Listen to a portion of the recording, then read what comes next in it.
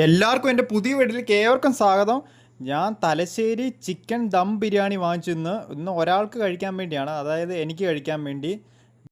ഇതിൻ്റെ റേറ്റ് വരുന്നത് 243 രൂപയേ ഉള്ളൂ. അടിപൊളി ക്വാളിറ്റി ആയിരുന്നു. ചിക്കനൊക്കെ വേറെ രക്ഷയില്ലായിരുന്നു. നല്ല ചിക്കൻ കാലൊക്കെ ഉണ്ടായിരുന്നു. എനിക്ക് ഇതൊക്കെ ഇപ്പോഴേ കഴിക്കാൻ പറ്റത്തുള്ളൂ. ഇനിയും കുറച്ച് ദിവസം കൂടെ കഴിയുമ്പോൾ ഇതൊന്നും കഴിക്കാൻ പറ്റത്തില്ല. ഒരു വലിയ കാര്യം ചെയ്യാനുണ്ട്. അത് എൻ്റെ ചാനൽ ഫോളോ ചെയ്യുന്നവർക്ക് എല്ലാവർക്കും അറിയാം എന്തുകൊണ്ടായിരിക്കുമെന്ന്. ബാക്കി അല്ലാത്തവർക്കൊന്നും അറിയാൻ പറ്റത്തില്ല. എന്തുകൊണ്ടാണ് എൻ്റെ ചാനൽ ഫോളോ ചെയ്ത് നോക്കിയാൽ ആ കാര്യം നിങ്ങൾക്ക് മനസ്സിലാവും, ഇതൊന്നും കഴിക്കാൻ പറ്റാത്തതിൻ്റെ കാരണം.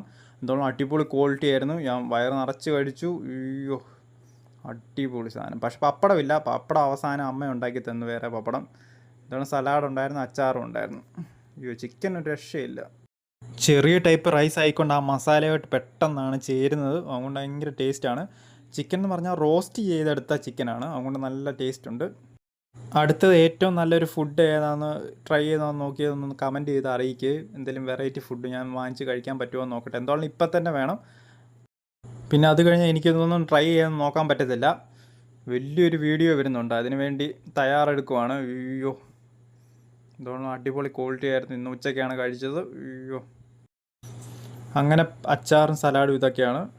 പപ്പടം അങ്ങനെ ഉണ്ടാക്കി. അയ്യോ, ഇപ്പം കഴിക്കാൻ പോവാൻ ക്ഷമയില്ല. പപ്പടം ഉണ്ടാക്കുന്നിടം നേരെ വെയിറ്റ് ചെയ്തിരിക്കുമായിരുന്നു. അയ്യോ, 3 പപ്പടം ധാരാളം. അതുകൊണ്ട് ഇപ്പം തീർക്കും ഞാൻ. അയ്യോ, 2 ചിക്കൻ കാല്. അയ്യോ.